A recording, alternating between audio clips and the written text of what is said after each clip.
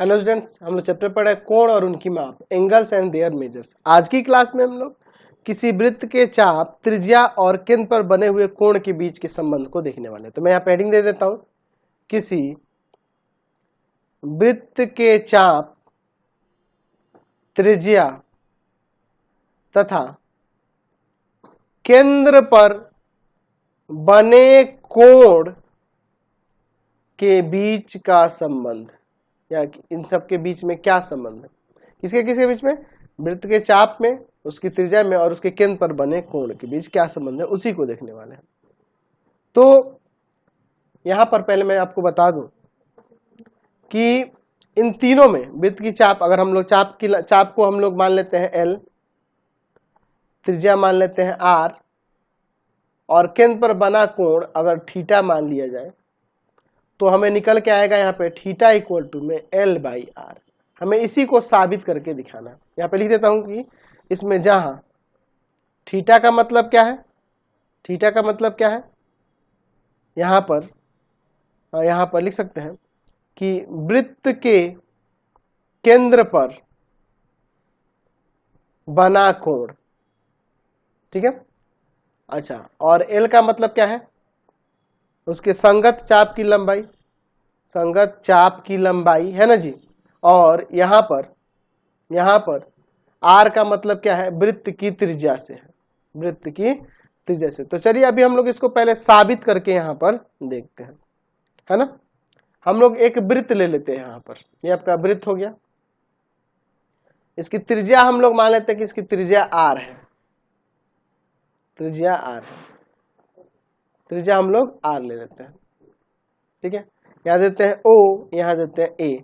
हम लोग इस पर एक चाप ले लेते हैं जिसकी लंबाई R है।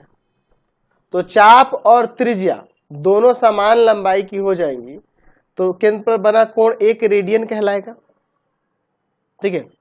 अब मैं इस पे एक और अन्य चाप ले लेता हूं जिसको हम लोग यहाँ पे डिनोट कर देते हैं, एक अन्य चाप ले लेता हूं जिसको हम लोग डिनोट कर देते हैं यहाँ से L से, ठीक है, या C ले लेते हैं। और केंद्र पर बना कोण हम लोग थीटा मान लेते हैं, केंद्र पर बना कोण क्या मान लेते हैं, थीटा मान लेते हैं। तो हमें यहाँ पे ये दिखाना है कि थीटा इक्वल टू में L और बाई में R हो जाएगा, ठीक है। चलिए इसको देखते हैं। हम लोग यहाँ क्या माने हैं, माना O वृत्त का केंद्र है, वृत्त का केंद्र है तथा R त्रिज्या है, R उसकी त्रिज्या, उस वृत्त की त्रिज्या हमने क्या ले लिया है, R ले लिया, ठीक है। हमने ये भी मान लिया कि एंगल AOB 1 रेडियन है, यहाँ पर इसको B कर देते हैं, और एंगल AOC थीटा है, जिसके संगत चाप ABC जो है ना, वह क्या है, L लंबाई है, उसका मेजरमेंट है L, ठीक है। चलिए अब इसके बाद हम लोग देखते हैं। हम लोग जानते हैं, पढ़े हुए क्लास 9th में क्या पढ़े जी, एक नियम हम लोग पढ़े हुए हैं कि किसी, या लिख सकते हैं कि हम जानते हैं कि किसी वृत्त के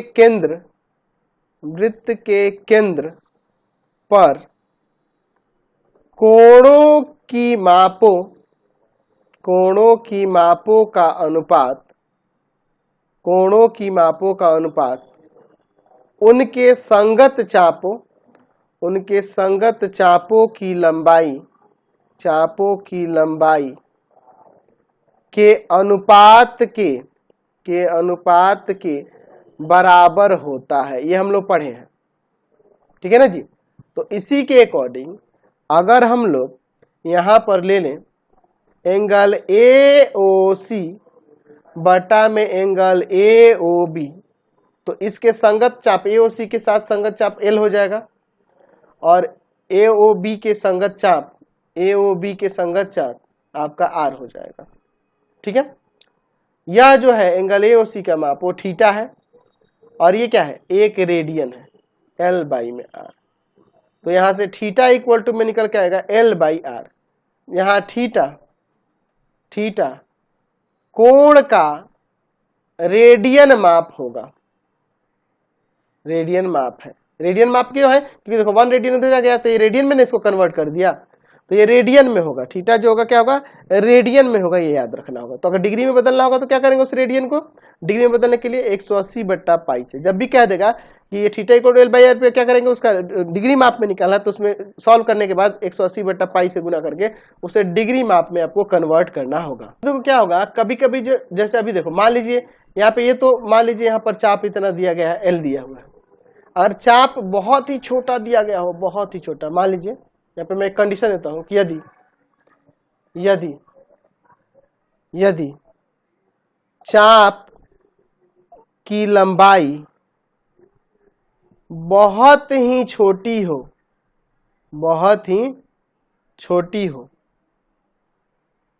तो जब छोटी होगा चाप, देखो समझिए यहाँ पर मान लीजिए चाप हमारा बहुत छोटा हो जा रहा है, तो यहाँ पे मान लीजिए थीटा है, ये L है और ये त्रिज्या R है। तो इस कंडीशन में जब चाप की लंबाई छोटी हो जाएगी तो चाप और इसका जो चाप कर्ण होगा दोनों में कोई फर्क नहीं होगा। चाप कर्ण ऐसे खींचेंगे, चलो जरा बड़ा फिगर बना के मैं समझाता हूँ चाप और चाप कर्ण के बारे में। ये वृत्त हो गया ना जी, देखिए इसका ये हो गया चाप, और चाप कर्ण जो होगा यहाँ से मान लीजिए ऐसे मिला देते हैं, तो ये चाप कर्ण हुआ, ये चाप हुआ। तो जब बहुत ही छोटी लंबाई होगी तो चाप और चाप कर्ण दोनों एक ही होंगे, तो उस कंडीशन में यहाँ पर आप इसको भी ले सकते हैं, इसको भी ले सकते हैं, यानी कि चाप की लंबाई की जगह चाप कर्ण की भी लंबाई ले सकते हैं। ये जो थीटा इक्वल टू L/R निकल रहा है, ये क्या है, यहाँ पर लिख सकते हैं इसको ऐसे भी ना, इसको हम लोग ऐसे भी लिख सकते हैं। इसको कैसे लिख सकते हैं जी, कि वृत्तीय माप में कोण की माप जो होगी, ये वृत्तीय माप में निकलता है ना जी, थीटा किसके बराबर होगी, तो संगत चाप की लंबाई और बटा में आपका त्रिज्या, यही ना हो रहा है जी। तो अगर चाप कर्ण की लंबाई बहुत छोटी हो तो यहाँ पे क्या हो जाएगा, वृत्तीय माप में कोण की माप किसके बराबर हो जाएगी, तो संगत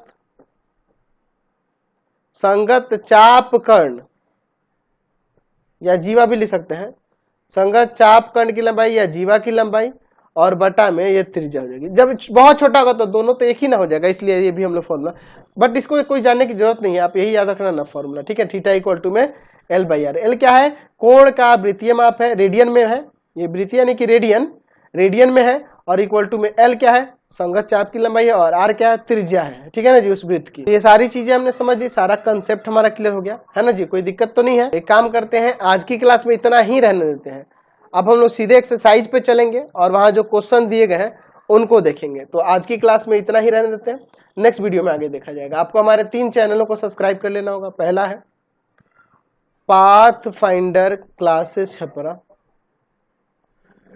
दूसरा है आपके पास भारती भवन